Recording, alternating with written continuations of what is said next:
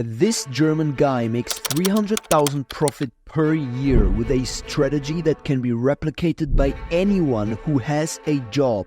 And the crazy part is he runs it all by himself. I'm not even trying super hard at the moment with monetizing it. I work a full-time job. Everything like this is just on the side. He told me exactly how he managed to generate $150,000 shortly after launching. I started this academy mid last year, and I did about 150K in sales from the academy. And he told me how anyone can reach customers online and generate sales. So the main revenue driver here was... And even though he worked at one of the most prestigious companies in the traditional business world, McKinsey, he says that new online career opportunities are the way to go. I believe that many people, and I certainly did as well, absolutely underestimate the income potential of many of these new online ideas that are out. I'm still starting to tap into all of this. It's much more significant what you will ever earn in many, many years of working in consulting. Welcome to Money and Power. This is a masterclass on how to build $1 million online business next to your job. We want to have peer-to-peer conversations. The question is how to win. Heinrich, you started selling courses. You had a great career at McKinsey, and we can talk about that in a second. I think that's going to be interesting for our audience too, to explore this world a little bit deeper. But you actually started selling courses online during that, let's say, traditional career in management consulting. You didn't have an audience or something, as far as I'm aware of, but you still started building this little side venture, this side income. I think that's very interesting because many people are at the same, spot in their lives. They have this normal job, but they want to start building something on the side. So can you tell us a little bit more about what you did there? Sure, absolutely. And thanks for having me here to the show, Kevin. It's my pleasure to join you here. Indeed, I started with online courses. That was my little side hustle. Let's put it this way. I was working in consulting at McKinsey throughout the time. And then after a few years in consulting, I was on a leave. I was doing my MBA at INSEAD. So I had a lot of more time, right, compared to the busy consulting days. And so in the evenings during the day, I wondered, okay, what shall I do? And then also kind of by procrastinating from not studying for exams and stuff like that, I thought maybe I should build a course on communications and slide writing, because I early on understood that this is a skill that for sure develop in the consulting world, but many people outside of consulting don't seem to be too clear on that. How does it work? How do you create these fancy PowerPoint slides? And so one day I thought, okay, why not? Let's just put together a curriculum, record a few videos, then I did some research. How can you monetize this? What can you do? And then I found these different online course platforms where I was then selling the course. So I started especially with Udemy. That was the big one that I did at the beginning. That must have been 2016, 17, 18, something around that. I put the course out there, right? This is definitely how it started. You're spot on, Kevin. And now let me be super honest. That seems to some people listening to this might seem super random. Like you have this great job, you have like this traditional career, and you kind of go into this super small niche about like presentations, slide writing, and so on. How do you come up with exactly this idea? Because you also want to avoid building some product or some course that nobody gives a damn about, right? So where did that idea come from in the first place? Yeah. So the first idea of creating an online course independent of the topic, I'm not too sure how I even started with that. I believe I watched a few YouTube videos where people were talking about this, that they had online courses, probably sharing some income numbers and so on. So probably this is somewhat how I got the first idea of this. And then I indeed remember how I thought about the different topics. I did a few seminars before that on these topics for some universities in some other contexts where I had already some basic content around this. And I kind of felt that this might be a topic that other people would be interested in. Frankly, I didn't do a lot of market validation. I didn't do a lot of research, probably also significantly underestimated than the time that it did take me to create this. It wasn't a huge amount of time, but surely a few weeks of work, also not full time, but in the evenings and so on. And this is then how I created it, and then I just put it out there, right? And this is how I started. And I must say, and probably thankfully so, that the course was quite successful from the get-go. So in the first month, I believe if I remember correctly, I did $700-800 on Udemy, which now doesn't seem to be a huge number, but back in the day, I thought like, hey, crazy. I just released it. As you said, I didn't have any audience. It was a completely new thing, and I made $700 or $800 from that. I thought, wow, if I do this, maybe release a second or third or fourth course, I can quit my job and just do this full time. Don't need to carry out anything else, right? Then, of course, I saw that then over time the income decreased a bit, and then it kind of started to turn into a regular, more or less $200 thing every month, which still at the time was a nice side income for me. Was completely passive. I really didn't do anything. I didn't promote it. This is one of the powers of this Udemy platform, that it is possible to get some organic traction because it's a marketplace. The content can be discovered. I later launched two other courses. They did not perform as good as this one. So this then comes back to your first point, right? So doing some market research is definitely important. There will be a certain variance in terms of performance of these types of things. As always, there's no free money, right? But that definitely was a nice touch for me to get this started. Yeah, and $200 is still nice side income to treat your wife to dinner, something like that, Can't right? complain. So exactly. And then for someone listening to this, how would you validate if you would go back and with what you know right now? And we'll talk about the courses that you have released now, and those are much bigger numbers we're talking about than $200 per month. But going back, how would you do it? How would you validate the market before investing all that time, all that Yeah. research, and then potentially failing? Absolutely. So many of these large course platforms, they launched also then most of them after I created this first course, but now these types of platforms have analytics platforms where you can do SEO search on the platform. What are the topics that are being searched for? Often you get also statistics on the offering that is already there on these platforms. You can gauge the understanding of what is there, where there might be a gap. Of course, you can do general SEO research on platforms like Google or also YouTube to understand what are people searching for, right? What are the topics of interest? And if you are looking for a niche that you can win in also for the long term, then also starting a YouTube channel might be a great idea. I trust you will dive into that then also in the moment, what I did there. But of course, if you test content ideas on YouTube, launch videos, there you also quickly get an understanding of what are the topics where there's interest for, what are the topics that resonate with the audience, which videos gain traction, which don't gain traction. And from that, I trust you can also make an informed decision about what topics might be that then are well suited for such a course. Super interesting. So then let's go a bit along the story. You obviously have this background working for one of the leading consulting firms, McKinsey. Can you take a couple of minutes and just explain to anyone who's not familiar what that is exactly? And then I want to ask a provocative question, which is, how do you think right now about these traditional careers versus all these new online opportunities that we have in today's world? Because you're right at the intersection of it, right? You're kind of playing both. So is there still value in these traditional careers? Should young ambitious people jump right into whatever, starting their startup or building their YouTube channel? Or do you say, okay, first go to Goldman or McKinsey? That's like the better, safer choice. Sure, absolutely. Let me start with the first part of the question. What does this even mean, right? To work in consulting, to work at a consulting firm like McKinsey or some other big names out there would be Boston Consulting Group or Bain. So these are large strategy consulting firms.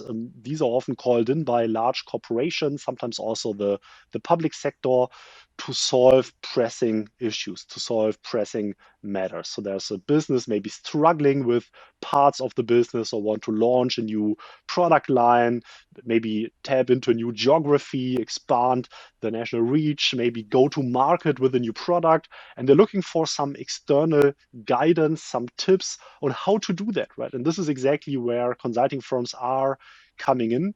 Many of the big companies, for sure in Germany, but in other countries as well, actually at any time, right? There will be several teams of the large strategy consulting firms operating in this firm in parallel, really working on the most relevant, most strategically important topics that the company is currently facing. Typical team size is a team of project lead plus 1 to 4 consultants, at least in strategy consulting. There are other types of consulting where teams are often a big bidder. But this is then exactly what you do and what I've been doing for about 6 years of my life. In the end, I was a junior project lead at McKinsey. And indeed, there are two sides of the matter, right? So the one side is that these types of careers, especially at McKinsey, BCG, and so on, at least by many out there, right, whatever it's worth, but are considered rather prestigious. There is a certain relevant subset of people who is really aspiring to these types of careers. And certainly I was as well when I was a fresh business student, fresh out of university, looking into what the next moves might be. This is what I did back at the time. And I'm definitely very thankful of everything that I've learned in that time in consulting. Lots of learnings which helped me also then in my subsequent roles in industry today at a young tech company that I work in. These were absolutely priceless learnings that I acquired over this time. So if you're in for that, for the learnings, I'd say it's definitely worth it, even though there are some people out there who say you don't learn that much. Frankly, I never really understood that. I absolutely disagree. I'm super happy, like very thankful for the time I had at the firm. This is the one side of it. The other side of it is, and here I also agree with kind of the second hint that you gave, right? I believe that many people, and I certainly did as well, absolutely underestimate the income potential of many of these new online ideas that are out there, right? And I'm still starting to tap into all of this. It's amazing what you can do with YouTube, with social media channels, with building digital products and monetizing that. Surely the potential of this is much more significant what you will ever earn in many, many years of working in consulting. That's true for sure. The learnings, of course, very different as well. That being said, I'd say that if you look at many of the creators out there who had significant success with their channels, really grew fast over the last years, many of them had some source of unfair advantage, right? Some source of advantage which all the others didn't have. Maybe they studied in a certain university, Harvard, Stanford, and were able to talk about this university experience, were coming from a certain professional background as I had, and they leveraged that direction, or maybe had a certain hobby that they were really passionate about, were really excellent in, and then build a media presence around that, some interest, a certain skill that they developed. So this is often at the core of many of these social media channels. If this is now what we're talking about that are out there, you are probably very good with storytelling, right? With telling certain stories with your channels. I'd say this age of people being influencers just by talking about themselves, creating some vlog videos about their lives, sharing what they do, how they eat pizza every day. Don't think that this is a content niche where you will have high chances of success. So probably if you're just in high school and think that you will become ultra rich just because you start a YouTube video tomorrow, there are probably some examples where this worked, but not sure if this is really the best bet for your life, if this is what you plan to do. Man, I need to abandon my plans of starting a pizza eating YouTube channel now. You're crushing my Shoot. dreams. Oh man, sorry to say that. That's very interesting. Actually, I want let me dig a bit deeper there, because I think that sounds like a great opportunity for many people that have some interesting job. And to be honest, most jobs are interesting to somebody out there, right? I mean, Absolutely. obviously there's some jobs that are more interesting that many people dream about. Like if you're an astronaut, your YouTube channel will, blow up. But even for people, whatever, working on the construction side or in a bakery, how do you judge that opportunity for people to start a channel there? Fully agree, right? 100% spot on. And I mean, just looking at the tech company where I currently work in, probably every single employee in every single role here would have the opportunity to create something out of that, right? So if you're working in tech, right, this is for sure a domain that many people are interested in. How does the career in a tech firm look like? How do you even advance in a senior developer position? What you need to do, from the university, choice of study programs, the qualifications that you need, the skills that you need to pick up, tips on that, and then landing the first job, doing all of this. Great topic, right? Or people working in product management. That's a topic so many people are interested in, right? So many people like to learn more about how to get in, how does it work, what are best practices in product management, teaching the skills, teaching the technique, customer success, same thing. But even indeed, if you have a bakery or some other more, let's say, brick and mortar business, there's so many other people out there who want to do this, right? Who are looking for inspiration, for tips to guide you. And you can then create organic content around that with, for instance, a YouTube channel, of course, other very viable channels as well that you can leverage. Then after some time, you can, create maybe some online courses around that, some communities, paid communities. You can create coaching programs for that. There's so many avenues that then you can explore for very substantial also monetization if you have an audience in the first place, right? And now I talk a lot about monetization. Of course, this is not the only upside of having this, right? But I know that your show is very much focusing on that. So I want to spill the tea on this for sure and give your audience what they want to hear, money right? is very much the most important thing in life, as everybody knows, right? So it's good we talk about it. Fair enough. Absolutely. So what are let's be very concrete. If someone would start like a YouTube channel, let's say about a bakery, I know there's some video titles that always work. So what are your top 3 video titles that you would produce first? Like, for example, I know when I did these kind of videos, it was something like, how much does a XYZ earn? Right? That's always something that people care about. Are there more kind of titles that come to mind if you would start a channel about any job where you think these have high probability, if they are done well, to get a lot of clicks right out of the gate? Sure. I mean, now beyond the content of the video, which is of course important as well, then for the performance, the 2 main things that you can influence is indeed the title and the thumbnail. So the 2 of them are very, very important. Now, if you specifically talk about YouTube to really create a channel that succeeds. And here, surely in the title, what you need to do, you need to be clickbaity, but then also deliver on the clickbait, right? This is what it's about. If you just have a clickbait title and then the video doesn't deliver on the clickbait, people click out of the video, the algorithm absolutely catches up on that and the video will not perform, right? But you need a title that really sparks interest. That is a great hook, right? And what that is, of course, depends on your sector. This might be something like the 3 mistakes that everyone is doing when running a bakery. 3 things I didn't know when opening a bakery. My biggest learning after 1 year. How much money I made after 1 year of owning a bakery. How I fired my first employee in my bakery. How I negotiated with my bakery supplier. I mean, you can do 1 million titles. I mean, you will never run off ideas. But of course, you need to think a bit in this way, in this kind of interest creating way. You just need to be a good marketer, right? So this is in the end what this is about. But the good thing is it will not be too difficult to then also follow up and exactly find these topics that you can then talk about. For someone starting out, would you suggest also doing shorts, or is that something you don't really see the point in doing? I think it's a good and viable strategy. I'm at the moment mainly I'm creating shorts as well. Mainly though not original content that is specifically created for shorts, but here I work with someone, a video editor, who goes over my videos and just cuts short form videos out of it, right? So just the repurposing technique, it's not something that takes a lot of effort for me. And the best thing about shorts, about this vertical video, is that you can leverage not only for YouTube, but also for Instagram Reels and TikTok, right? So you create one piece of content and can use it to really play on 3 different platforms. For me personally, this repurposing strategy didn't work too well yet on YouTube. So shorts didn't have a big impact for me yet on YouTube. They had a very good impact for me on Instagram Reels and TikTok, because like almost all the content I push out there on Instagram and TikTok are these repurposed videos from my long form YouTube videos, which almost take me no effort at all to create, because I have someone else who absolutely autonomously goes over the content, creates this type of content for me. And more or less just based on that, I now grew the Instagram to at the moment about 60,000 subscribers. TikTok at the moment is around 50,000 subscribers. of course, I realize and I see that whenever then I really create original content on these platforms, it performs a bit better. When I really specifically create a short, it's at the moment just the lack of time that I don't play this a bit more aggressively. If you have enough time, surely it's a good idea to push this format as well.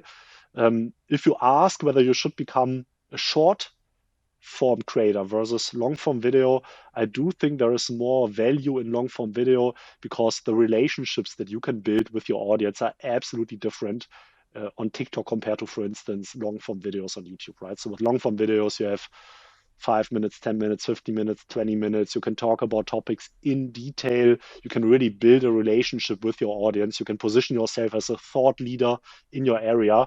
It's very difficult to do this at the same level with, videos of 15, 20, 30 seconds. So the relationship that often these purely short form creators have with your audience is arguably very different than YouTube. And in terms of monetization, you see this also in, of course, the ad rates being paid are very different for long form YouTube videos versus short form. The sponsorship deals that you can get are very different. So there are differences, but of course there are also benefits of doing short form for sure. Yeah. And I see, when I look at your YouTube channel, it's at 227,000 subscribers, which is huge. But for you, definitely long form seems to work so well, right? You have videos that have more than 600,000 clicks. There's a couple of them that have around 500,000 views. They're all long form, more than 10 minutes. And that's where you build the relationship with the audience, right? On the other hand, you also have some successful shorts, but the most successful one has 110,000 clicks. And these ones, I always imagine the person, the guy or girl on the other side, right? They probably sitting on the toilet or whatever, checking their feet, and then they see this half-minute clip of Heinrich talking something, and they're impressed and nice, but in the end they swipe away, right? And they're on to the next short. Whereas if they watch this long video of you talking about GMAT, for example, right? Or this your most successful one, consulting communication skills, talk like a consultant. That's 13 minutes invested in watching Heinrich, right? And that's kind of a commitment from the audience. Of course, that's absolutely it. So the relationship is different. It's true, of course, on the other hand side, that platforms are heavily pushing short form content as well. So it's definitely smart to play a role here. You said that my most successful short video on YouTube, I'm not even sure how many clicks that got, probably around 100K or something like this. My most successful short videos on TikTok, for instance, have several million views, right? So definitely there's a level of exposure out there that is helpful as well. Even today, I talked to a potential sponsorship partner whom I then presented different options on how we could work together. And they actually preferred only working together with shorts, right? Not only on YouTube, but also TikTok and Instagram.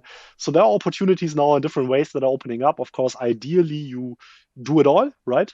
But especially if you're starting out, I think you will get crazy by doing everything, right? So it's smart to focus on one or two channels or one or two content formats, and those really master them, own them, build your audience based on that. And this is something that can really help. Another platform that now we didn't talk about is LinkedIn, right? This is, I think, a great platform as well, potentially also the easiest platform to start because, you don't even need to create video, right? Let's also be real. Creating long form video takes a lot of time, right? It's quite time consuming. It's not easy necessarily to do it, right? Short videos are a bit easier, but hey, LinkedIn is about writing a text post, maybe with a picture. This surely everyone can do, and you definitely can build very viable businesses and earn, again, if we're talking about monetization, also substantial income by leveraging LinkedIn as a creator platform, right? I sold lots of sponsorship deals posts already just based on LinkedIn. That's interesting. And you obviously, you're approaching 35,000 followers on LinkedIn. Your posts definitely pop up on my feed from time to time. And you have featured some of them here, right? Like 3,500 reactions. They get hundreds of reactions. So who would you say is LinkedIn a viable strategy for? Because I guess you also need to represent something, right?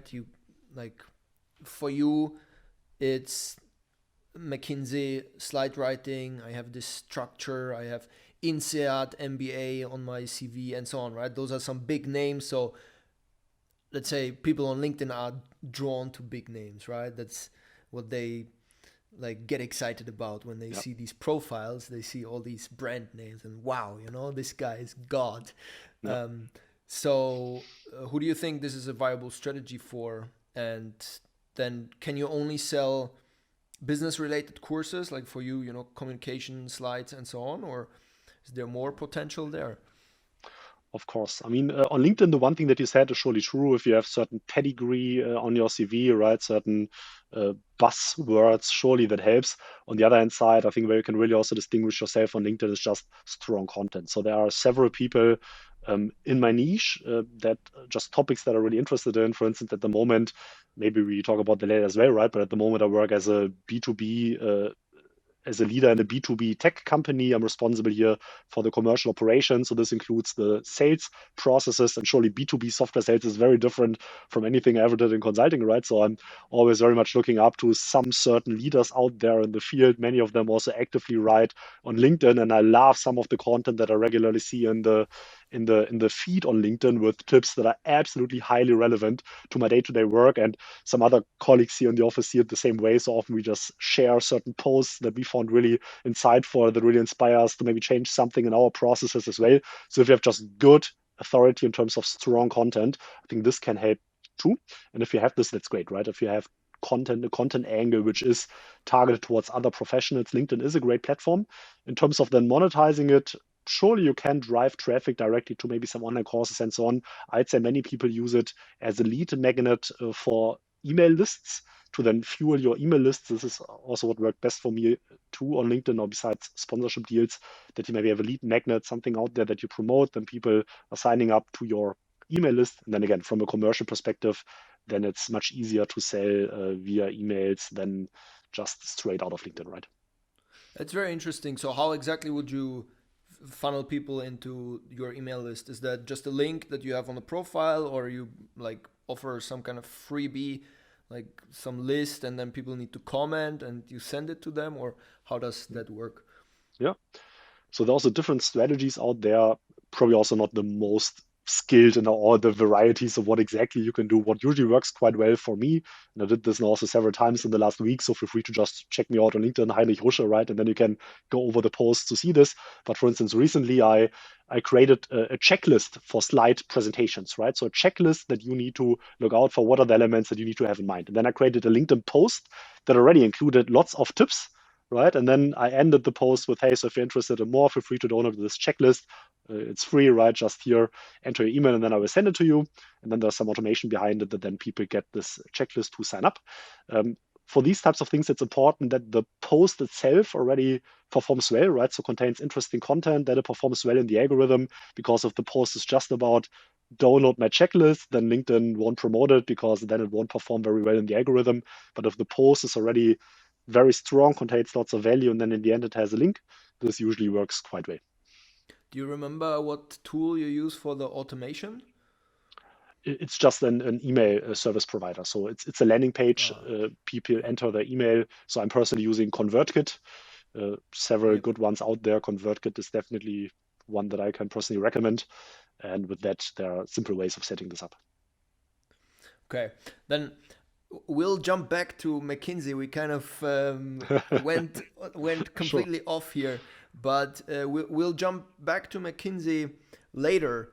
What I want to start talking about now, because it's a great segue, is you did something amazing. You essentially started a coaching or course platform, a proper business that is generating a lot of money, and we want to know how much, with 0 employees. Essentially, it's you. I guess there's a couple of people who help you here and there, but this is a business that you started from scratch. So maybe you can start with telling us what exactly you do there at Firm Learning, and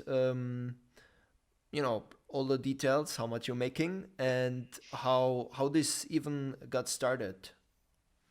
Sure, of course. And again, happy to talk about money and so on. It's just important for me to say that when I started, especially the YouTube channel, I mean, I didn't have a clue, right? So I had no idea what even the upside is that would be entailed with that. So that surely wasn't my motivation from the get-go.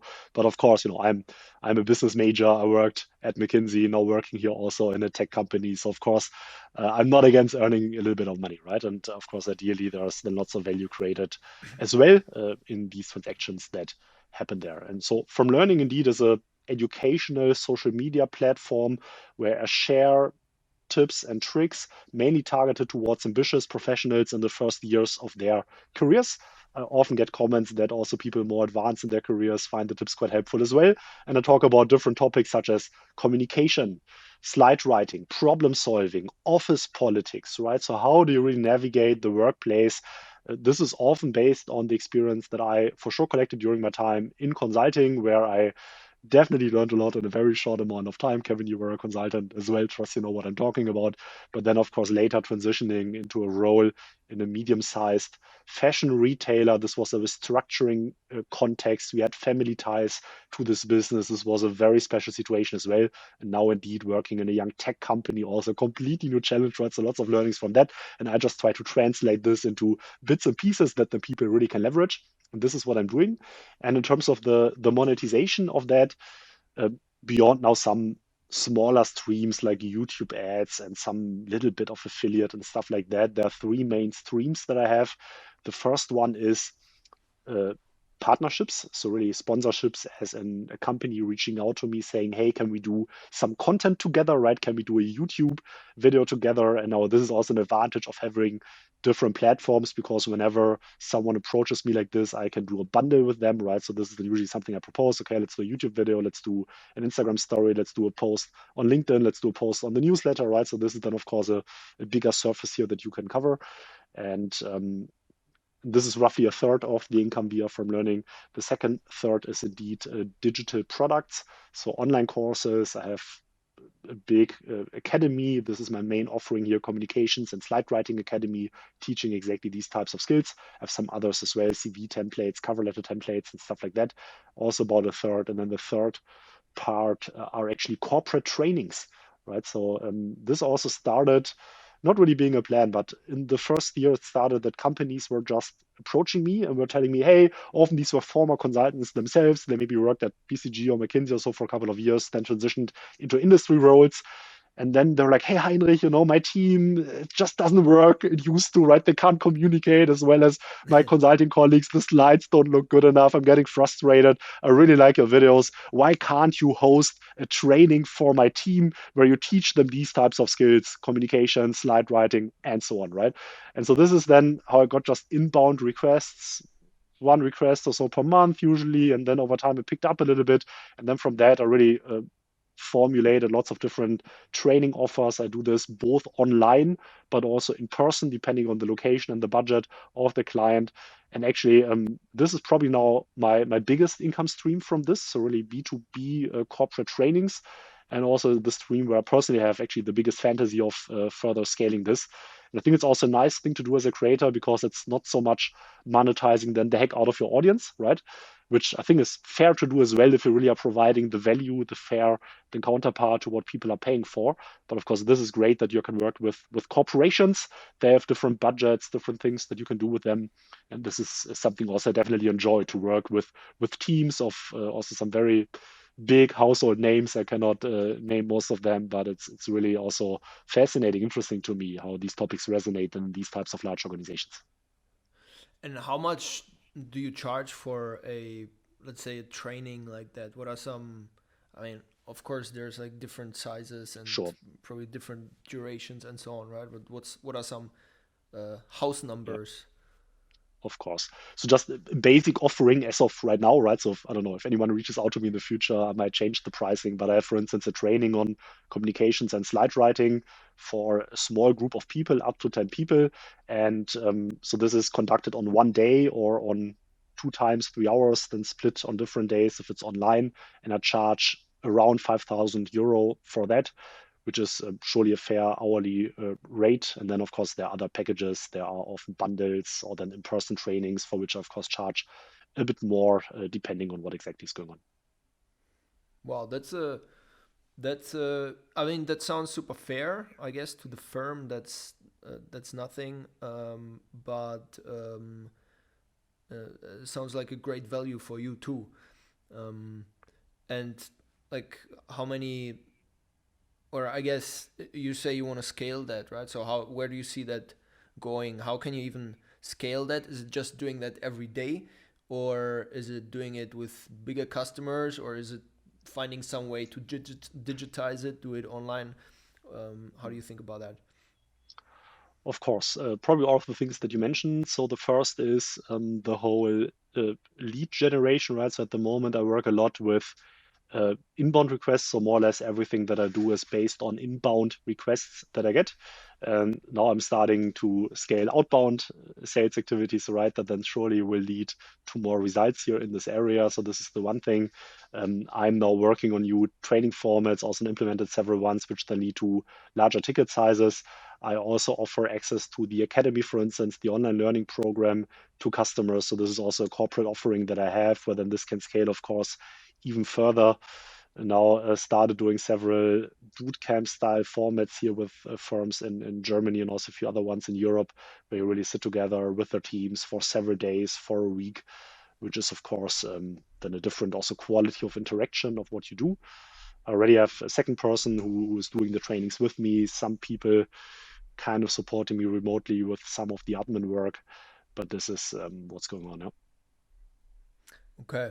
And for the, I guess it was like the second pillar, so basically the courses that you're selling, um, how does that look, and how did it work for you? Did you test different price points?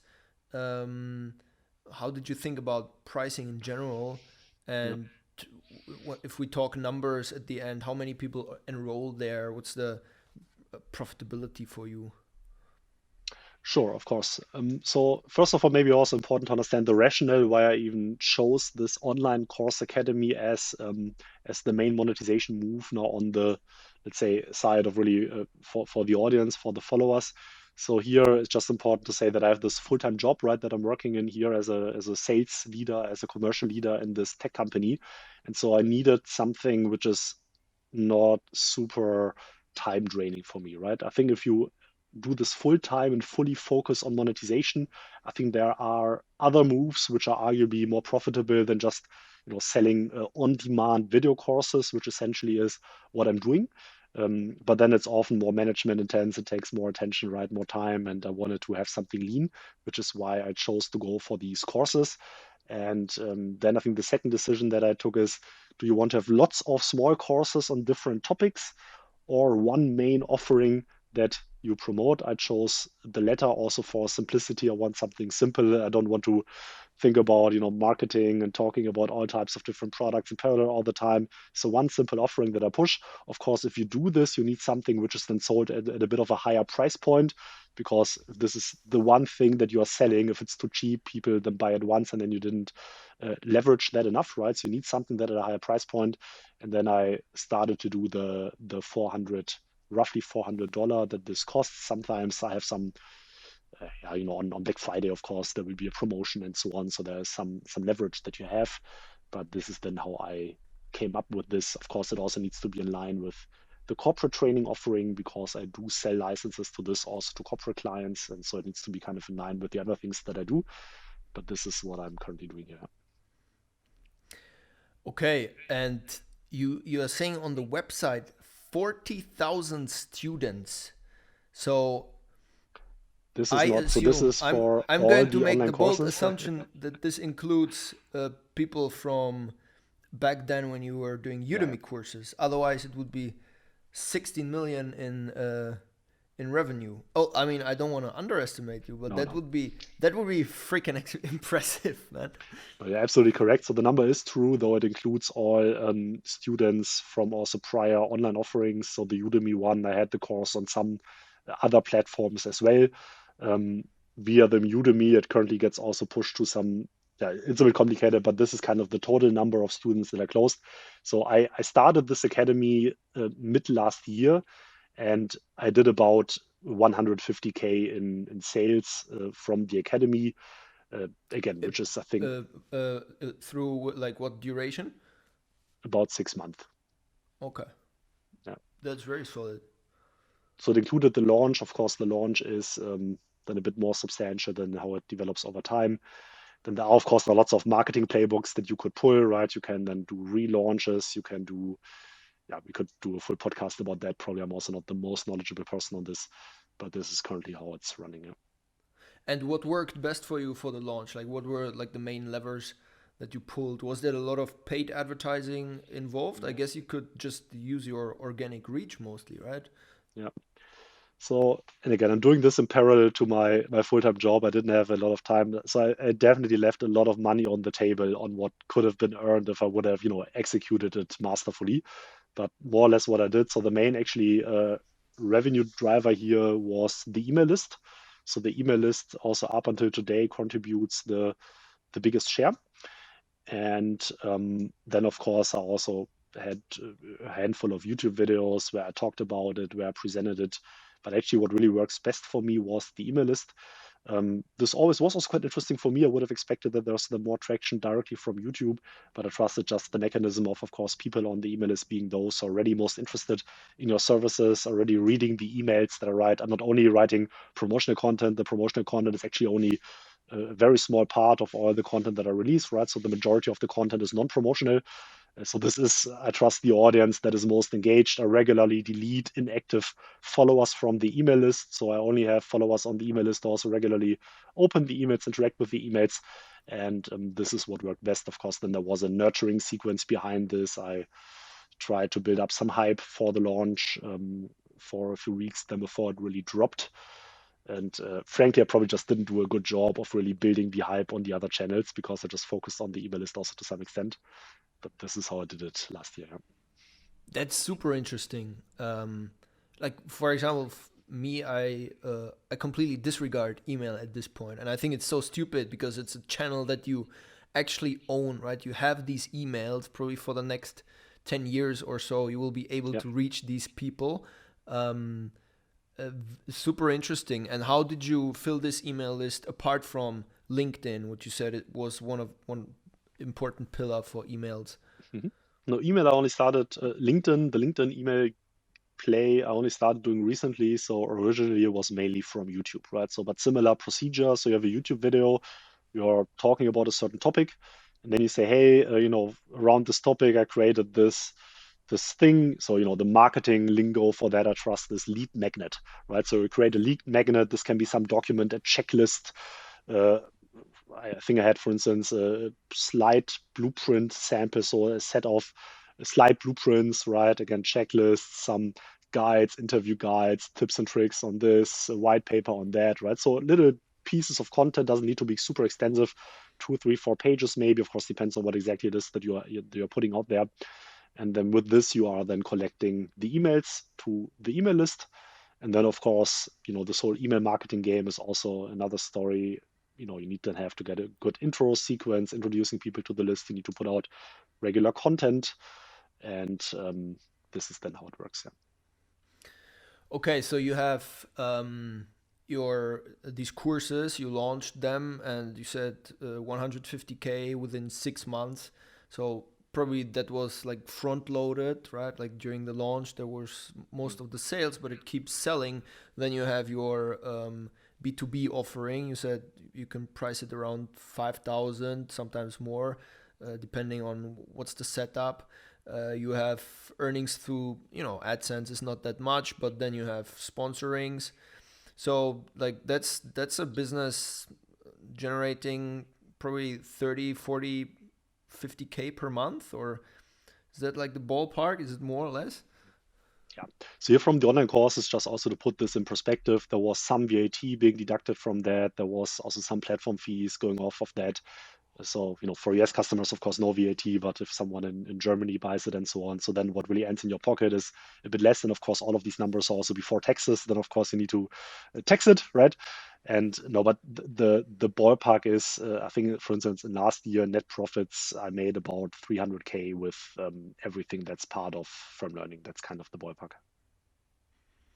That's super strong, yeah. And So on the before cost tax, side, before tax. before tax still. I mean, and then in terms of the cost side, what are like the main buckets there? Yeah, Because I guess you don't have a full-time employee for yeah, that, right? exactly. So this is after cost, right? But of course, I do have some costs like software. It's not a lot, right? I don't even know, maybe 30K or so per year. Depends a bit. I have a videographer I work with. Depending on how many video that person is doing, he gets a bit more. I have lots of software licenses. I have a little office room that I rent, stuff like that. And that's obviously going well. Now, you said when you first started doing courses during your time, still during the MBA, you didn't really test that. Now, I guess before you started a whole freaking academy and, investing hours, days, weeks probably in building, this offering, you somehow tried to get a sense of whether that is really something the audience wants. Was there a couple of tactics that you can share? Hmm. Well, here I just knew that this communication slide writing topic was resonating a lot because I had these first versions of the online courses back in the day. I then did some smaller iterations later. I had the YouTube channel with videos about exactly these topics going viral, so there was a lot of interest from the audience. I got then regular requests from companies requesting trainings on these topics, so I definitely knew that there was interest around that, which is why I did not do a lot of extra work beyond that to validate it. Um, so, but yeah, it was just then the traction that was then picking up over time around exactly these content angles, which then of course gave me confidence that this would be then also the right direction to pursue and to build something around this content vertical. Okay, interesting. So I think that's a very cool playbook for anyone that has any job at all, because you Yep. can obviously start building a presence online. In your case, it was YouTube, and I think YouTube is probably also the most suitable one to build like these stronger connections with your audience. And you then, started obviously doing sponsorings and so on, earning a little bit more until you transition to building your own course, which now contributes majority of the revenues, plus your B2B offering, which you say now has even more potential. And that is something a lot of people could replicate in their respective niches. Now, of course, there's like this one breaking point, which is what course should I offer? For you, it was something that organically you found out through, people texting you and selling these courses a couple of years ago already. So you knew there's demand. But in general, if you look at this from a high level, that's and there must be more potential there. I guess there's not an offering like this for every freaking job and industry yet. Absolutely. I mean, hey, come on, like communicating, creating slides, that's kind of niche, right? So it's not now a huge thing, right? And in the same way, you can create lots of topics around lots of different things. So there's lots of potential. And I mean, I'm not even trying super hard at the moment with monetizing it. I mean, I work a full-time job. Everything like this is just on the side. Like I think it could be a multiple of that, right? If I would really now focus on this going forward, which maybe I will at some point, right? Really going full time on that. But there's lots of potential, especially again on the B2B side. It's just inbound at the moment. So anyone who's really taking this seriously and is really pushing, of course, I'd say can succeed. At the same time, I also realized that probably, I mean, it's easy always to say, hey, everyone can do it, just build your YouTube channel. Of course, I benefited from my professional background. Probably I'm also maybe a little bit more trained, a little bit more confident, a little bit maybe also more, more gifted maybe with, presenting certain topics, with being able to, talk in front of the camera, create videos like this. It's surely not extraordinary what I do, right? I'm surely not a god in these types of things. So I'm sure that many other people can do similar things. At the same time, I think it's also fair to ask yourself, where are your strengths? What is really your A game? Is it videos? Is it other types of contents? Again, if you feel like you're not good on video, I absolutely believe that you can win on LinkedIn as well with more text-based posts. There are lots of examples out there with people doing a lot of money based on a LinkedIn audience, much more than I just shared. So definitely lots of opportunities that you can follow here. And you said something funny there. You said like, maybe some people, have problems speaking in front of the camera and so on, have less capabilities. Actually, so I, on the Megalomedia channel, sometimes I receive comments that are like, you have a strong accent, and if you would get a professional voiceover artist, you would do better. These documentaries would do better. I saw under one of your comments, a guy wrote a comment. He said, "This guy simultaneously sounds German and Chinese at the same time. What a combo. Either way, very clear." And this is one of the kinder comments that you find on my videos. So thanks for being so kind with me here to not talk about the other ones. I mean, it's true. I'm getting really absolutely hammered in the YouTube comments about my accent. This is really the number one thing that people are making fun of, right? Some in a nice, playful way. Some comments are really also really not nice, right? Which I kind of guess is okay that, this is the one thing that people are getting stuck up on. I mean, if this is, the worst thing that they can criticize, then that's okay. Um, I don't care too much, to be honest. I mean, I know that there are enough people out there who see value in it. Again, usually I just, laugh a bit or smile if I even see these comments because I'm so used to them. Also get lots of comments, for instance, this guy is like Arnold Schwarzenegger, get into the chopper or stuff like that. These are like all the comments that I get like very often. Is get into the chopper. I didn't even know this one. Like I needed to Google it, like that it was from Arnold Schwarzenegger. But I get this comment so often. So get into the chopper somehow seems to be a thing out there. And but it is what it is.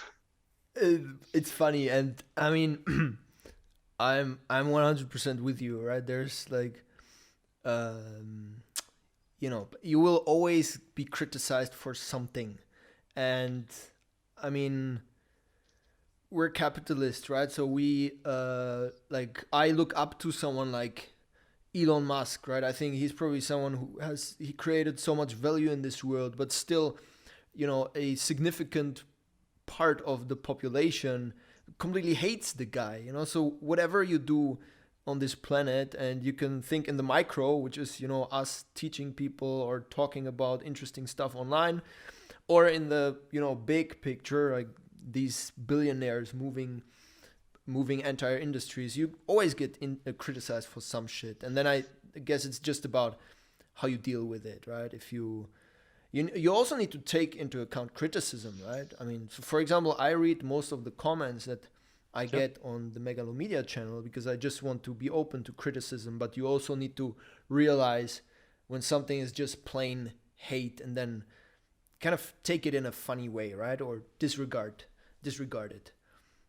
Fully agree. I mean, that's it. If you put yourself out there, this will happen, right? You need to cope with that. You need to live with that. Of course, there's also constructive criticism, constructive feedback that you should look after. Actually, the most critical platform for me is TikToks. Actually, my YouTube comments are rather friendly, rather good. On TikTok, it's really weird. Sometimes the comments that I get on there. So I just explained this in the way that the algorithm, I think, is a bit more loose. So more often your content is getting shown to people really outside of your bubble who really don't understand kind of the context of everything that you're talking about. I think also often like people much younger than my usual audience sees it, minors, I don't know, like 16-year-old, 40-year-old people. This is at least sometimes the impression that I get if I then check out the profiles of the people commenting. And so, I mean, this is surely a criticism I can live with. Let's put it this way. We also had a couple of occasions where on some of our channels, especially with short form videos, they were kind of played out to a completely different audience, and then in one case it was an audience that was super young. So I logged into this account and I was checking the comments, and I didn't even understand the lingo. These like young people were using so words. They told you it's all cap what you're saying, huh? Yeah, and then they were like, "What are they yapping about?" And then I needed to Google yapping. What the fuck does that even mean?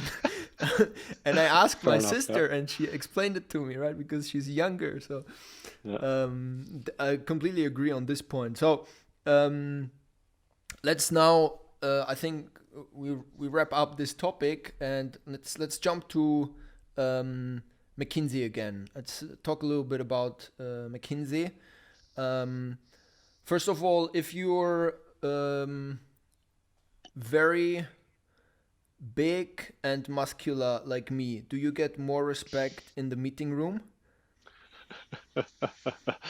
Do you want my honest answer, Kevin, or my kind answer? I want both of them.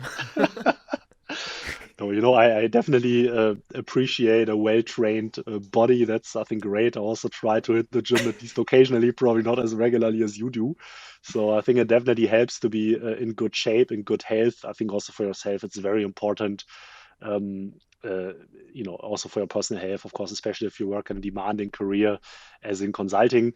I do think that there's a certain tipping point of you being trained and trained and trained, and then there's maybe a point where it's maybe a bit too much, and people are wondering, like this guy, how can he, even work in consulting and do this? I was personally always super amazed and so always super impressed if people were even able to just keep up with, this like 120% form while doing consulting, probably just to protect my ego and to protect my self-worth. I just always told myself, this must be due to genetics, right? I mean, this cannot be just the training. This just must be something, genetic going on, because like for me, it always seemed absolutely unachievable. But like highest respect, like Kevin, you are doing, what you're doing is crazy. Also, all your sport and training routine, at least as far as I can judge from your posts on all the different platforms, it's really like a 200%. So that's really impressive, man. It's great. I like how you even took this question seriously, but it's good to talk about it. There is one statistic, if I remember correctly, or there are probably multiple statistics about. I think it's the average CEO height is it's like taller than the population average, right? So it seems like people, physique somehow does seem to play a role. I don't know if there's similar statistics on people's perceived kind of handsomeness or beauty. Yeah. I could imagine there is something like that, because these people are probably judged as more charismatic or whatever. Yeah. No, it's true. Like we had some classes on this also in business school, right? So indeed, height is a positive factor for men, then up to a point where it's not anymore, right? So if it's like excessive, then people find this a bit weird as well. Looks, of course, help both the male and the female gender. So good looks are favorable. So then there is also for men a point where it tips into a like, I think it was called baby face. So if you have a baby face as a man, that's not positive anymore. So I mean, there are definitely statistically observable influences here, but the one thing is to know this, right? And if we talk about physique, trust again, this doesn't hurt to look like a serious guy, to put it this way as well, right? But in terms of height or looks or whatever, I mean, hey, this is something I can hardly influence. Maybe to some extent, my looks, how I grew myself or whatever. But in the end of the day, I mean, I personally know lots of examples of very successful men who are rather short, right? So probably it was even more difficult for them, but it's not something that means you cannot succeed. And even in the online days, we have one employee here in the team who is actually not here living in Munich where I'm living, but somewhere else. And for the first year or so, I only saw this guy on camera, right? So I never really met this person.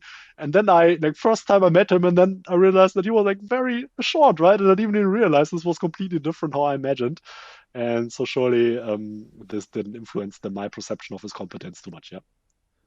Yeah, 100%. In the end, it's about what you deliver. You need to control the controllables, right? This is a nice management lingo buzzword thing, right? So always control the controllables, and then you will be fine. Exactly. So let's jump into that. I mean, we now know more or less what management consulting is. You explained it to us at the beginning of the show. So I'm interested, what are the main learnings that you took from consulting, and are some of these maybe even transferable in a way that you don't need to work in consulting for 5 years, but you can learn them on the weekends or acquire them through courses like yours, obviously, right? Or some other techniques. Yeah. So I think there are some let's say hard skills that you learn, and these are surely things like your skills in creating documents, like good PowerPoint documents, being somewhat good in Excel and so on. And these are skills which are sometimes like looked down at, but surely at least up to like a mid-career level can definitely help you to excel in the organization. If you are good in PowerPoint, and many even also medium-sized, sometimes even large companies, there are not that many people who are really, really excellent in creating slide presentations, right? And as soon as some seniors realize that you might be drawn onto a project which is several levels above your pay grade just because you're really good at creating slides, right? Because maybe they need someone who creates really excellent slides. Same also with Excel. I've seen like several people really working on stuff far above their pay grade just because they're excellent in modeling and maybe there was a topic where this is needed. So I think these types of skills can get you somewhere. I think the more valuable skills that you pick up in consulting for the long term are the softer skills. And this is for sure people skills. So as a consultant, even as a junior, often in your first weeks, you are in the room with senior leaders from large blue chip type of companies, business unit heads, maybe even board members. Very quickly you will learn to lead meetings like this alone, to have conversations with these people. So suddenly you understand how these like senior leaders think, right? What is important to them, how to interact with them, how to interact at eye level with them. And this is a skill that is, I'd say, very valuable and you can use in many different roles. If alone or here today in my tech role, I work a lot with leaders in the construction industry, right? We have sales calls with them. We sell our solution to them. What we do is quite high touch sales, right? So we do a lot of, you could say it's a consultative sales. We really work closely with them. We do workshops with them. It's a very strategic way of working with them, what we do. But this requires, right, that you have exactly this level of understanding what they do, that they see you as a partner on eye level to whom they can reach out to whom they can talk to. So I think this is definitely something that you learn. I'd say it's very difficult to get this type of experience and insight somewhere else.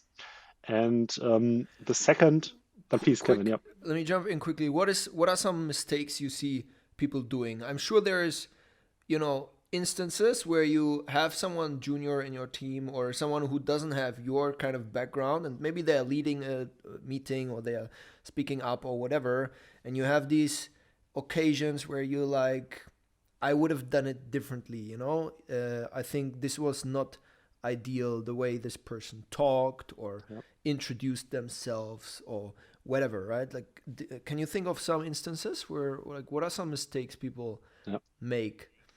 I think there are two main ones that come to mind, right? One on the more technical skill level and the other is on the more soft skill level. On the technical skill level, so one thing that you get hammered in as a young consultant, I trust you as well, right, in your prior role, is this idea of top-down communication, right? So how do you structure your messages? How do you structure the things that you say if you talk to these types of senior leaders? And this is what these people will very much expect. And they will get bored, they will get frustrated very quick if you're not up to speed on that. And this is also one of the topics I talk a lot about on my channel, also in the courses and so on. And juniors often never really learn this way of communicating, this way of speaking, this way of structuring your messages. So just don't speak the same language, right? They don't interact with them in the level that they're expected to. This is the one side where often things go wrong. And then the other side is that, frankly, people are just scared, right? So if you've never talked to a CEO or C-level member of a large company, if you never talked to someone like that, you don't even know what to do, right? It feels like these people are from, living on a different planet, right? Are so far away from you. It's just absolutely unthinkable that they would even listen to you, that they would even take you seriously. So they lack this confidence that they would even be able to have a meaningful conversation with these types of people, right? And this is, I think, the second big learning that you have in consulting. And you could say maybe it's also certain hubris, right? So of course you need to be also kind of careful that this doesn't mess up your head too much. But I mean, how we work in consulting is that every 3, 4, 5, 6 months, you get thrown into a new project, thrown into a new industry, thrown into a new functional challenge, new geography, and you need to solve something, right?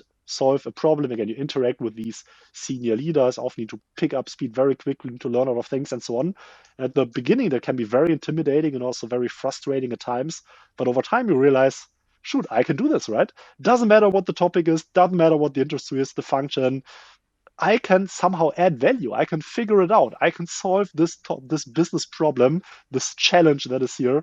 Doesn't matter what it is, right? And I think this is a very important confidence to have if you then want to step up the career ladder and advance in your job, right? If this is your goal, to have this confidence. I see all the time people who maybe even get offered an opportunity. Hey, do you want to do this job, advance in this leadership position, do this, do that?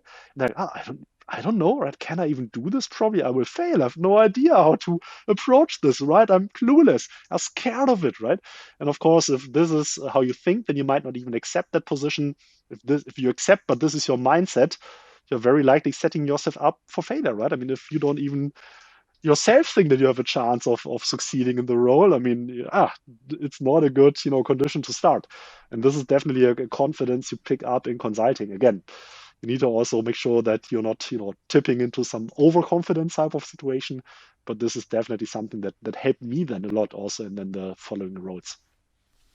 And if people paid attention, you also applied top-down communication right now, right? You said there's these 2 points, point A, point B, and then you proceeded to explain these points instead of just starting to talk, and Sure. So my brain can already adjust, and I know, okay, there's 2 points coming up, and I can kind of build the structure in my brain already while you start talking.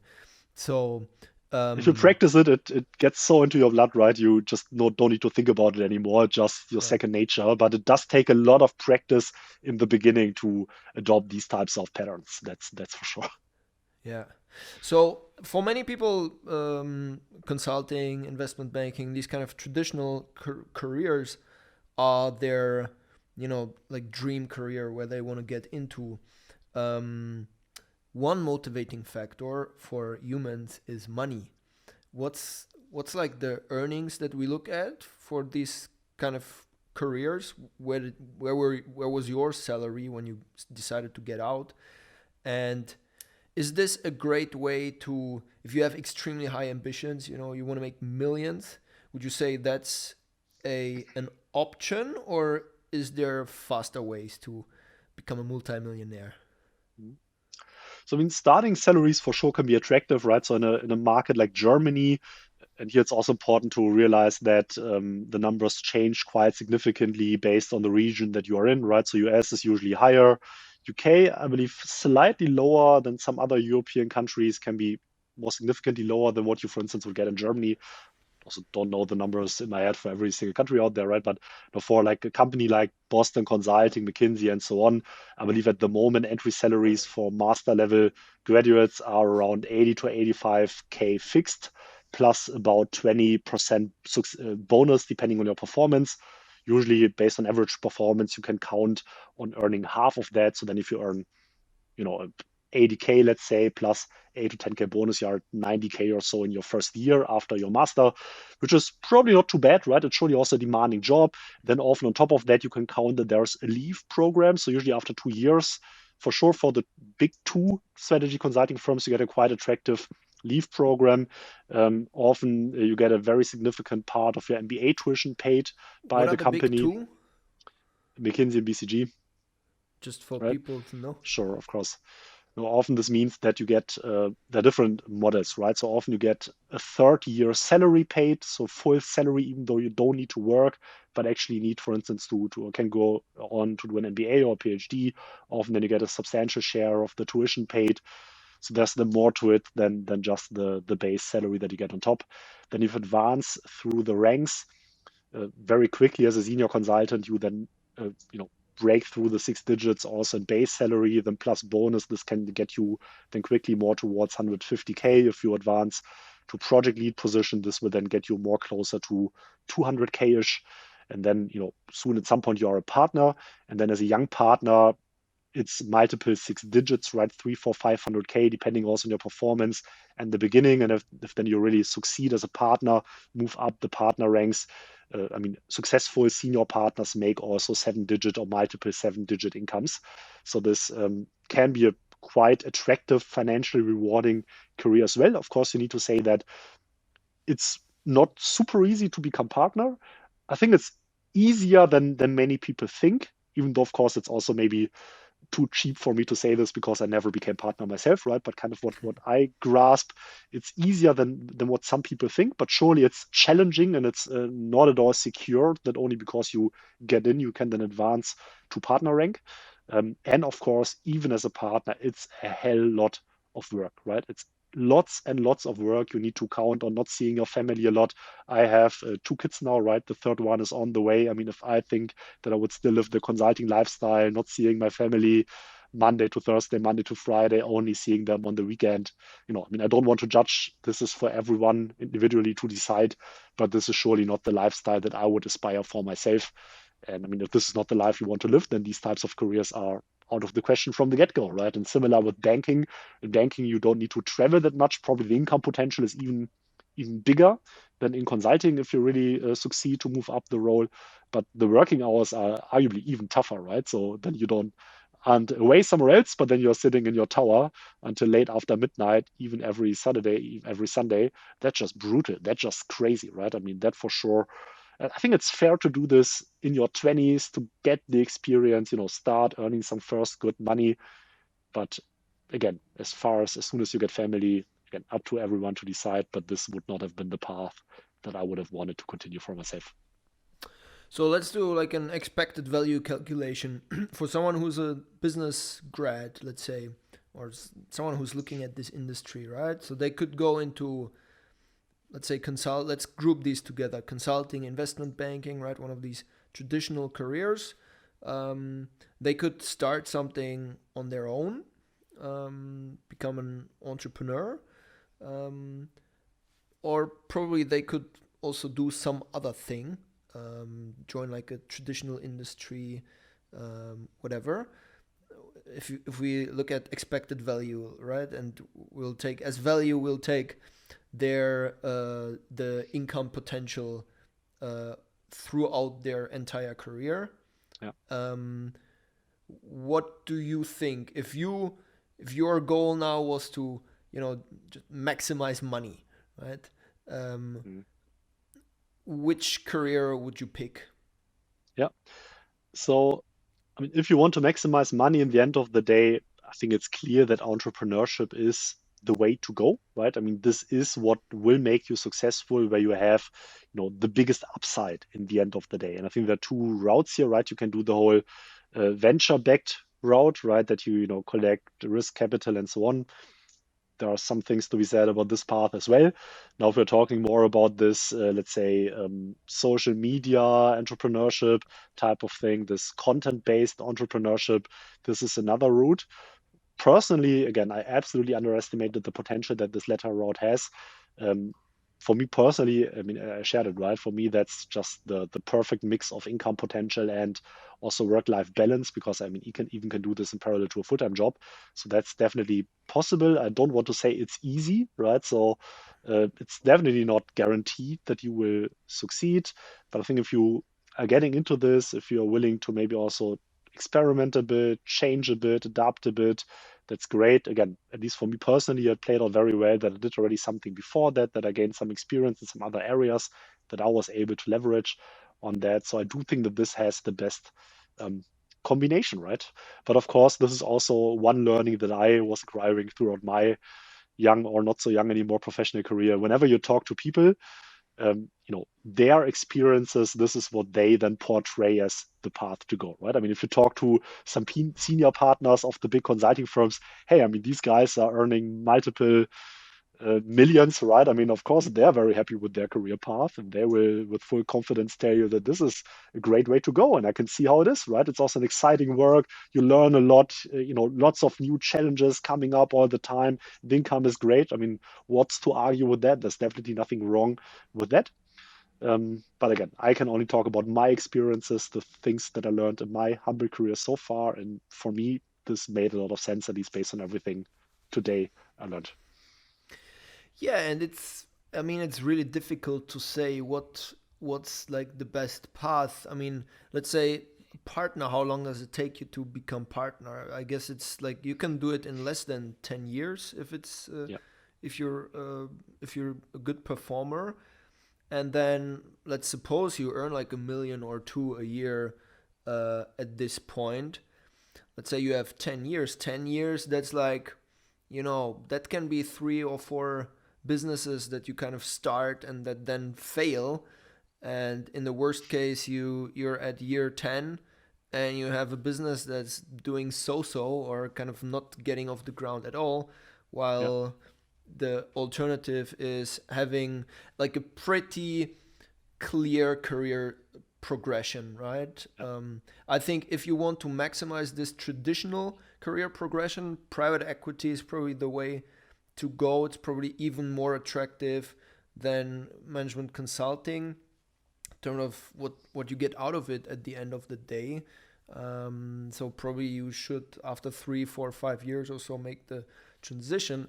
But I completely understand everyone who's going for. I have a good buddy who works at KKR, and he says, so he started working with us at Roland Berger, then went to a smaller PE fund, then transitioned to KKR, and he's making really good money. I guess it's like $500,000 or 600,000 or so at this point. That's not, that's not crazy money, but it's super solid money and it's guaranteed. At the same time, he says his work is surprisingly entrepreneurial. So he's not at this stage anymore where he's just sitting there and building LBO models, right? But he's able to think autonomously, what to do in his job. So it's I guess if you have these massive megalomaniacal dreams, right? You want to make hundreds of millions. Sure, there's no way you're going to do that in this traditional path. But if you want to make a couple of millions, it's very difficult to say A or B is better. Yeah, I agree. And again, it's all based on also the things that you know and you learn, right? I mean, I think this is also how you started the question, what is the expected value where it's highest, right? And I agree that there are these careers, you can become partner, you can become, this MD in finance or the private equity guy and so on.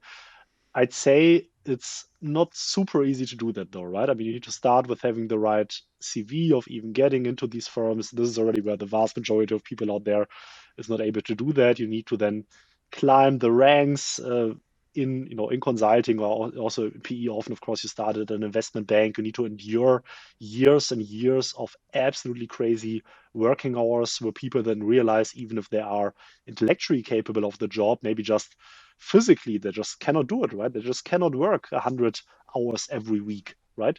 And I think there's a good share of people to whom that is true as well. Then, of course, at some point, there's also politics involved for really getting then elected or really promoted into the more senior roles. So there's lots of people falling out for different reasons at different parts of the process. At the same time, I'd say, with doing content, of course, there's a lot of luck involved with that as well. So surely it's not easy. But at some point, you learn certain things, right? You know certain things. For instance, I would feel rather confident to be able to start a completely new channel on the different social media platforms on a completely new topics and scale it, especially if I would do it full time, right? If I would really invest all my resource in that, all my time and energy in it. Mr. Beast, one of the most successful YouTubers, Mr. Beast, I think said in an interview, if other people would know what I know, if other people would understand what I understand, everyone could build a channel and scale it to 1 million subscribers in half a year or something like this, right? So if you know how it works, it's easy, right? And I think so there are certain skills that you can pick up over time and then build these things also to a certain high level of certainty, to a high level of security of actually getting it done. And if you don't know it yet, you can learn. I mean, certainly I learned as well. I didn't have a clue of how to do all of this when I started. There are certain coaching programs out there, certain people you can work with to help you to do exactly these things. So from that perspective, I'd say it's maybe even much easier to plan to get a career in this, because I think it's more challenging, right? Much more unknowns, much more things you cannot control if you start as a first year consultant in any of these firms and have the goal to in the end earn millions in PE, right? So surely this can happen. There are lots of people who made it, but it's not at all certain, and there are lots of things there that you cannot control that might stand in the way of you getting there.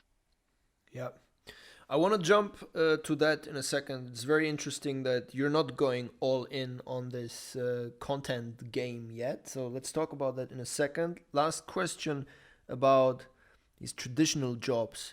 What I find fascinating, man, is that there's this strong desire of applicants to get into these roles, and from a entrepreneur perspective, someone like me who's building a company, that you start seeing that and you're like, how the fuck do they do this, right? I mean, that's like the dream of any employer, to have this raging crowd of young, brilliant graduates who are all like, that's my dream, I want to like at least start my career there. So like, do you have explanations on how they do it?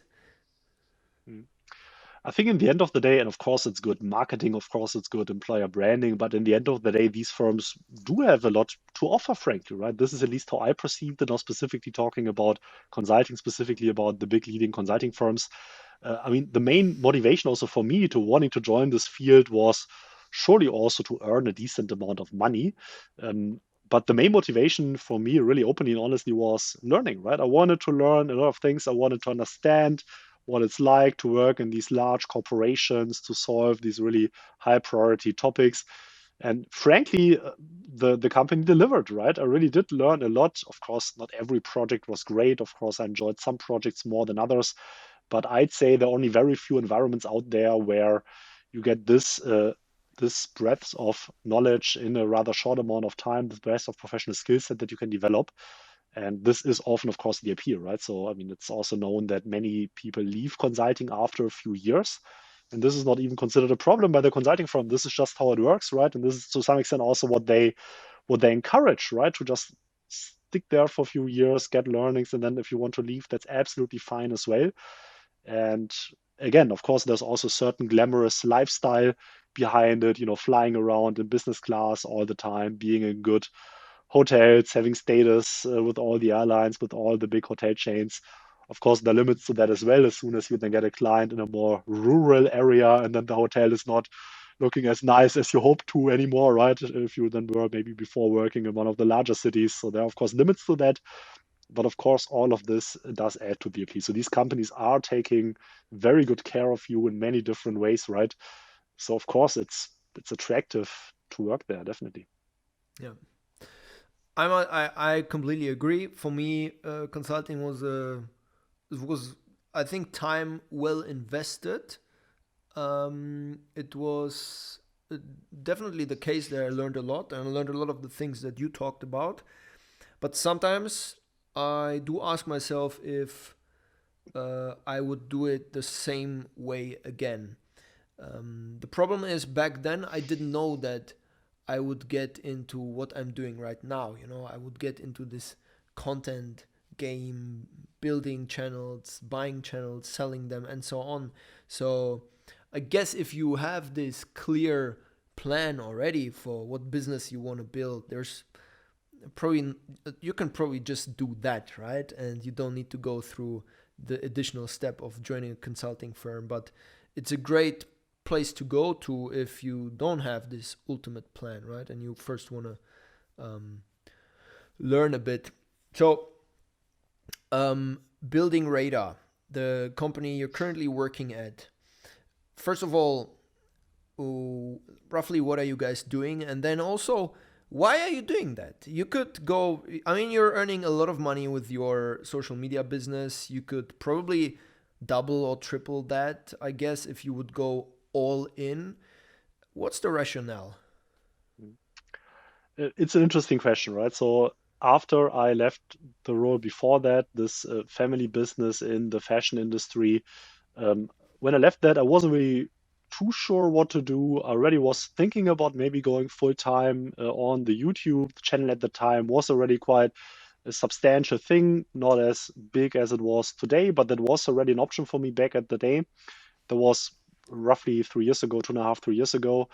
And at the time, I just didn't feel ready to, become a full-time YouTuber. I didn't like this way of thinking about my life. So I wanted It to, sounds so strange, right? Like full-time yeah. YouTuber. It's like I'm an influencer. Wow. I didn't feel ready for that yet. And it was at the time where I talked to some good old friends of mine. These are two good friends that I already knew from university already back in the day, several years ago, started this building radar business. It was a venture-backed startup. It still is a venture-backed startup. And they also did it in a smart way, right? They asked me, hey, why don't you come on here for a few months, just learn a bit how it works in a startup, learn a bit how we do B2B sales, stuff like that, right? And this is then how I joined. And then I stayed because, frankly, I enjoyed it a lot. I loved it. It was great. It was really a big, huge new learning opportunity for me. What I learned here, what I didn't learn anywhere else before, was this whole B2B sales game, right? So, how do you, first of all, also market um, a software solution, but then how do you do sales? And I'd say we are really good at what we do here in this area. We have scaled the business quite substantially over the last years. We did a big pivot shortly after I joined, redeveloped the product completely, added several million in ARR on this brand new product in about 2 years. So the business is doing quite well. And obviously, it's super energizing and exciting to be part of this journey. Very confident for what will happen also this year, right? So we are doing just very well as a company. That's great to see also what this means in terms of now scaling the team, hiring, um, working on processes, setting all of this up. So I'm quite confident that whatever I will do afterwards, and maybe at some point this might be also going full time on some creator businesses here, the learnings of the last years and what we're currently doing will be very helpful for me to do in these next roles, which is one of the motivation to stay. Of course, I'm quite well incentivized with salary and then also some things beyond just the salary to here stay on board. And frankly, I'm also enjoying it to work together with colleagues. Many of them are very good friends of mine that I knew also before my time in consulting. So it's overall just a great package, uh, which I guess summarizes why I'm here. Is there like, do you have equity or how does that work in terms of, you talked about additional incentives? Yeah. So there are different vehicles at play. It's, I think, also not to be publicly disclosed, to be honest, in the greatest detail. But it's more than just the salary and some bonus components that I get from that. Okay. So essentially, you said you guys scaled to, or I mean, you were involved as the person who's in charge of that, scaling to 7 digits, multiple 7 digits ARR within 2 years. You said. So how does that work? That's quite impressive. Yeah. So maybe just to answer also what we do. So we are a software for the construction industry. So we work with players in the construction industry and we help them to win new business, right? So we are more or less a software that helps them to increase their revenue. I could now explain this in far more detail, but I don't think you need to know more about that at this point in time. And so how do we do sales? What we embraced very substantially is outbound, really cold outbound. So we do lots of cold outreach via email and also via telephone. So we do a lot of cold calls to senior leaders of large, some of them multi-billion construction companies. We cold call them. This is a big part in what we do. Now less than we used to at the start, because of course now that we also scaled the company, we are more well known in the market. Of course, then at some time you get the more and more inbound requests coming in as well.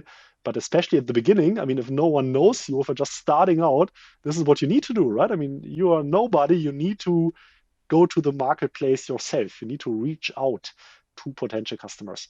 And this was also one of the big learnings for me. I never would have thought, based on my consulting experience, that you can cold call a CEO of a large construction company with hundreds of millions, if not in the billions of revenue, cold call such a person, even how to get the telephone number, right? How to even do that. And then book a meeting with this person. And then sitting in the meeting, and then, of course, after a sales process, which is a bit more elaborate than that, sell a substantial software deal, right? So this was something that I had absolutely no clue how to do. And I'm still not excellent at yet, but now I understand even better. Now we build a lots of processes and structure around that. And yeah, this is definitely a big learning for experience for me as well. Yeah. So how do you do that? Like, where do you get the numbers from or the emails? How and then like during the phone call, you say like, "Hi, I'm Heinrich. I have this great solution that makes you more money. Can we like have a follow up meeting?" Or uh, how Yeah. does that work? I want to sell some $1 million contracts to CEOs too. Yeah. So there are some very good tools out there, which I think are very well known in the US, which are very well known, especially in the, let's say, B2B SaaS software industry, which are, I believe, absolutely unknown in most, German medium-sized enterprises out there, where you can source contact information like this. Um, I can show you privately if you're interested in some of this going forward, but there are some very good tools. It's also no secret. Like if you are in this B2B sales game, you will know all of them. So it's not really a problem to get direct contact information of senior leaders. And then actually what we do, and this is kind of also what's fun, it's not that I'm cold calling myself. I used to do this at the beginning. I was also doing cold calls myself as other members in the team, but now we scaled the processes that actually we have interns, we have working students doing the cold calls, right? So these senior leaders get called by very young people in our team, very also junior people in our team. Of course, they then don't have a detailed conversation with them, but their goal is to book meetings. They book meetings, and then the meetings, of course, are not attended by the juniors, but then I would, depending on the size of the company and the seniority of the contact, we have a prioritization logic that different people in the team cover different contacts. And then from that, we then transition in a more regular B2B sales um, uh, logic from understanding the pain, then selling your solution. But this is also something I absolutely need to learn. So I was coming from consulting and I thought, okay, I know how to talk to senior people, of course. I will pitch them the product, I will demo them what we do, and then they can buy it, right? So I thought this is how B2B sales work. And I was super confident that it would be super easy and I would absolutely be 100% well equipped to do that. But then, and of course, now everyone is laughing who's anything to do with B2B sales. This whole thing is like a mix of an art and a science in itself, right? From how to structure the conversations, what is the cadence of interactions? Do you show a demo or don't you show a demo? Do you do a discovery or it's like there are also 100 gurus out there who preach different methods on what you should do, different systems on how you do it, right? So it's a whole black box of knowledge and things you need to look out for. But again, this is just why it was so valuable for me also to dive into this, now to lead this team right now and to structure it all, because after you learn this, after you are able to do this, you can do more or less everything, right? You can succeed with everything because it doesn't really matter what you are selling, what you're doing. If you are able to create sales conversation out of nothing, if no one knows you, create conversations with senior people and are able then to sell them contracts, then you're set, right? Because again, it doesn't matter what you do in the future, you can leverage the skill to secure your life, right? And to make sure that you will always have something to eat. Was there something that was most surprising when you say, you learned all of these new sales skills and how like this is like it's an entire art? What's like the most surprising thing about this coming from a traditional consulting background? Yeah, and also don't get me wrong, right? I wouldn't consider myself a great salesperson. I'm probably rather mediocre, right? So I learned a lot, but there are also other people in the team who are much better at least some of the steps in the process than I am. Um, Lots of learning, right? Also, now the one side is the people dimension. How do you interact? What is the structure, the messaging? What do you want to achieve in different steps of the meeting? Again, we could have a full podcast just about that, so I don't want to get too much into the details here.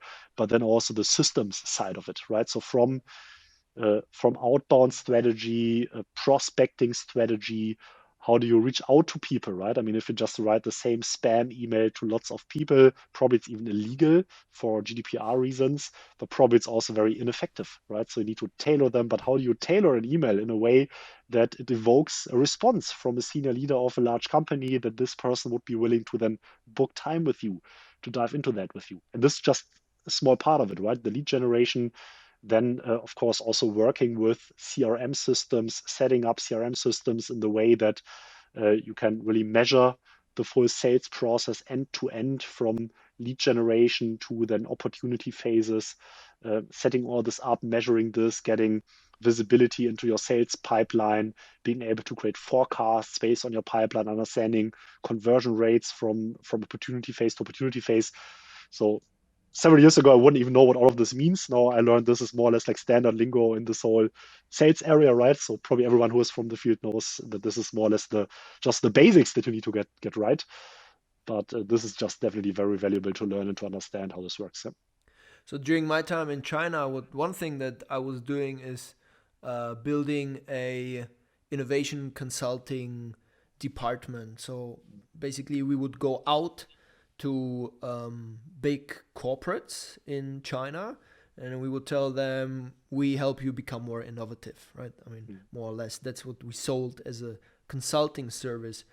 And I would say that was one of the, if I look at the past 10 years or so of my career, that was one of the biggest learning of, how you sell contracts in the hundreds of thousands to companies. Because as you say, it's its whole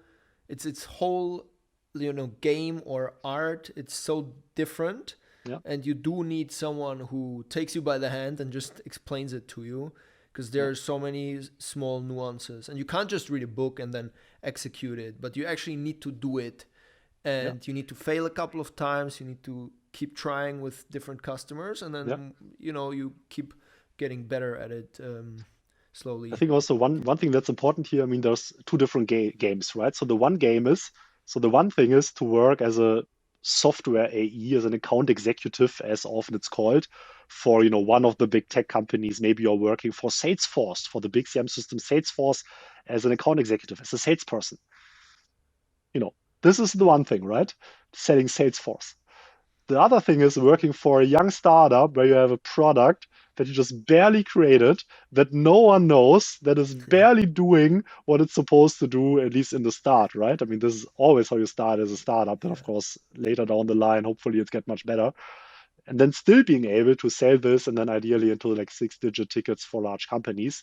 This is then a whole other level, right, of being able to do that. I mean, if you're an AE working at Salesforce or somewhere else, I mean, hey, the product sells itself, right? Everyone knows it. Everyone knows it's good. No one is questioning whether Salesforce is able to do what it's supposed to do, right? So it's more about other things, right? I don't want to say it's easy, right? But this is a very different game. But here, this being said, I mean, we talked a lot about career opportunities, especially for people that don't have this educational pedigree that you need to get into consulting, banking, and so on.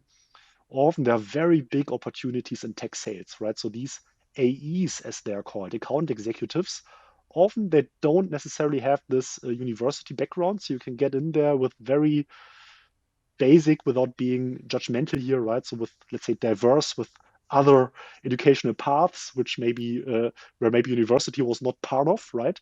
Of course, it requires to be good. This requires to be good in sales. But if you are indeed good at this, at interacting with people, if you are a good salesperson, you can easily earn 6 digits, also multiple 6 digits, working in these large tech companies, selling their products to firms, to organizations. And often also the working hours are very regular. If you have a regular 9 to 5 job, you earn, if you are successful, multiple 6 digits. But you need to be good, right? So the pressure is high. If you don't make the numbers, then often you also lose your job rather quickly. But if you're good at that, you can earn significant money, good work-life balance, and you don't even need to have this stellar, CV or big educational background. If you somehow find the way in, then you can really indeed get measured on your performance. So you did some side quests, right? You got boring with the main mission in your life. And basically for some time, you decided to take over your family business, restructure it. It kind of went into bankruptcy, as I understood, and restructure it and sell it successfully. That's something, some people make that the, main career ambition in their life. For you, it was like a side quest that you also completed. Tell us more about what went on there and what were the learnings. So indeed, right? So that was this medium-sized fashion retailer in Germany, where we had family ties to, right? And that was actually the main reason why I left consulting at that very specific point in time. So probably I would have stayed a bit longer, right? I didn't really have the ambition to become partner or something like this. But this family business was struggling over the last year or so. It was in an advanced escalation level with lenders, with financial stakeholders, banks, and so on. So there were standstill agreements with banks and so on. So it was really a huge mess. And because in consulting, I did a lot of restructuring and transformation programs, then I was asked whether I would be willing to come in, not as in me leading the whole thing alone, right, but being really part of this transformation journey because the whole thing was just in a very dire situation. And this is then what I did. Actually, within 2 or 3 weeks, I then left the firm because the project just ended that I was part of. And then I kind of negotiated to be out very quickly. This is then indeed what happened. And then more or less from one day to the other, I was part of this very traditional brick and mortar retailer in Germany. At the time, we had roughly 60 stores throughout the country. So it was a kind of substantial operation, but of course not a huge now multinational company. And then, though we quickly realized that was actually one of the first things that I worked. This is one of the things you learn in consulting whenever you are in a company that is in a difficult financial situation. The most important thing is liquidity management, right? You need to understand liquidity. You need to model the liquidity, understand what's happening. There were some liquidity measures, of course, in place as well, but then we created a new liquidity model. That was actually the first thing I did in the company. We realized that we probably need to file for bankruptcy, and this is then exactly what we did. And this was then a few months after I What's the joined. moment like when you're building this model and then you're slowly coming to the conclusion, holy shit, like we need to file for bankruptcy? I mean, of course, it was not a huge surprise, right? There were different things leading up to that, but this is then, and then we still try to pull a few moves, right? Of course, then you're negotiating with the lenders, you're negotiating with other sources of financing in order to prevent that. But then it became clear very quickly that, I mean, what means quickly, right? But at some point, it became clear that this is not an option, and that was the thing that we needed to do. At some point, of course, then you're also required by law to do just that, and then we did it. But this is actually then where the whole thing got interesting because then, so we were in a special type of bankruptcy proceeding, which is probably something like a Chapter 11 equivalent, right? Based on what is possible in Germany, which means that the company is still operating, and you, as a management team, you are still running the company under this ongoing Chapter 11 proceeding, right? And so the goal of this is to restructure the company. Of course, you can get rid of a lot of the debt. You have different other vehicles, different other measures at your disposal, different things, certain things that you can do, which you wouldn't be able to do outside of this ongoing proceeding. And so we leverage the different opportunities that were provided to us by law, by restructuring the company, cutting stores which were not profitable, slimming down the business in a way that it was sustainable, that it could be operated again, that it was possible to run that. As you can imagine, there are countless war stories surrounding all of this. I mean, imagine just the employees. Of course, many knew that it wasn't going too well. Of course, people often didn't know exactly the situation that you were in. Then you are going to the court, filing for bankruptcy. On the same day, you are calling in a town hall with all the employees where you are, communicating this. I mean, you can imagine the type of situation that this is, the type of reactions that this creates, the discussions that are following. Of course, also on the personal side, the measures that then to some extent were also part of all of this. This was one thing, of course, that we needed to manage. And that was, I mean, it was heartbreaking, of course, right? I mean, I'm talking about it now with a certain distance, but of course, there are the personal stories attached to this. There are people who worked for the company for a long period of time, then maybe weren't able to employ anymore. I mean, it was heartbreaking. It was a crazy situation to be in. Discussions with suppliers, right? We needed to run the stores. We want to continue operating the stores. For that, of course, we needed merchandise, right? We needed also new merchandise throughout the season. The suppliers know you're bankrupt, right? So what do? They don't want to send merchandise to you anymore. If they sent you merchandise, they want it to be paid in advance, right? But you cannot pay it in advance because you're bankrupt, right? I mean, you already struggled even to pay it with a long, like payment goal or whatever, right? Then you're needing to have these types of negotiations. It was What do you do then? Like crazy. you just like can you propose a solution, for example? I can't. I mean, if they say we want to get paid in advance, how do you arrive at a solution there? Sure. I mean, of course, in these types of situations, often you have some type of codependency, right? I mean, we were a substantial sales channel for many of these brands. So it was in their interest that our company doesn't collapse because they would lose an important sales channel if it does, right? So this is, of course, a point of leverage that you have where then you can negotiate. Um, you discuss then splitting it into installments. You can discuss some commission-based models where you get sent merchandise. The merchandise is still in the ownership of the party sending it to you, and then you only pay if you actually sell the merchandise. There's a whole playbook of different things and moves that you can pull around all of this. Of course, then we also try to secure some new financing sources. Because we were able to get rid of a lot of the debt under the insolvency proceeding. Of course, then you have also new ways to finance yourself, right?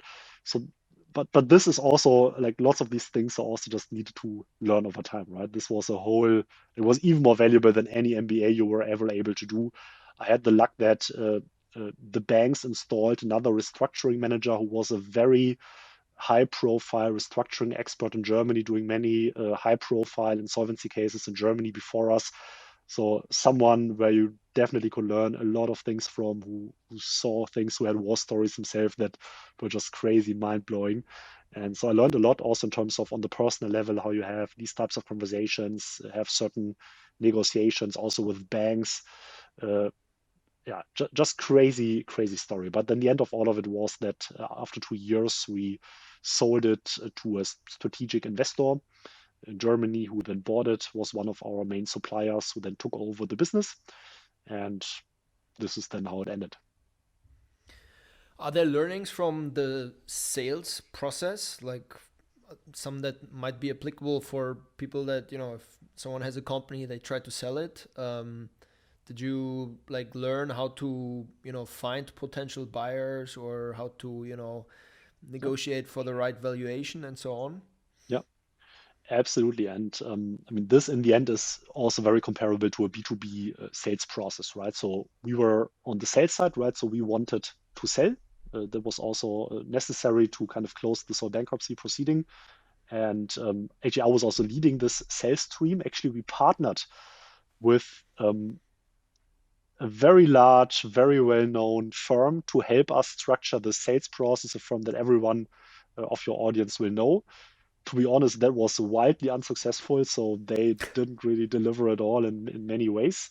So at least they didn't really help a lot to then close the sale in the end or even find the relevant prospects. To be fair, it was also a very difficult situation. So that was during COVID, right? I mean, imagine that was actually also one of the main things making it even more crazy and even more challenging. I mean, we filed for insolvency. We needed to sell, right? We needed the cash flow, the revenue to continue in the business. But all the stores are closed, right? Or at least during a significant portion of that, the stores were closed. We also were not eligible for like all these state support programs that all the other companies were getting because as a bankrupt company, you were not eligible for that, right? Or as a company under these proceedings. So it was absolutely crazy, right? And of course, a very difficult time to sell a fashion, a retail business for sure. So in the end of the day, it was all about a network, right? So it was the network of suppliers, of stakeholders in the industry. We knew, of course, we had deep ties to the industry on a very personal level. We knew lots of very senior people in the industry from all types of different players and backgrounds. And this is then how we got in touch with potential buyers, right? And this is then how in the end also we closed with one party where just it made a lot of sense from a strategic perspective. Then, of course, the whole negotiations is then a whole different discussion about how you really negotiate the deal. This was also an interesting experience for me. But yeah, in the end, it worked out. Super happy that we were able, even though, of course, the whole process involved lots of hardships for lots of people. Super happy to that we succeeded in saving the business, right? That at least the healthy core of the business was preserved, it still exists, still employs lots of people. And from that perspective, I think it was a big success in the end. Yeah. For sure, the best thing that we could have hoped for, especially given the circumstances with COVID and so on. Mhm. I was part of one restructuring case too during my consulting times. That was like a motorcycle gear company that went under, and it was definitely one of the most memorable cases that I was on because, as you said, it's much more emotional, you know, and there's so many like personal fortunes or misfortunes involved. There's also so much secret information, right? I mean, you're sitting in this room with the CEO and with the guy who came in for the restructuring job, and you you have a lot of information that people in the room next door, some senior manager maybe even do not have, that are absolutely critical for their future, but you can't communicate it, right? Because it's confidential at that point. And so it's it's those are crazy projects. I mean, I must say I enjoyed it because as a young person, that's a crazy situation to be in. But obviously you don't enjoy it when it's your company and it's your employees. Absolutely. No, spot on. This is exactly what it's about. Huh? All right, man. I think this was I mean, we dug into so many different corners. I don't know if you ever did a interview that was so in depth. We definitely jumped around a bit, but for me this was very interesting. I hope people learned something, and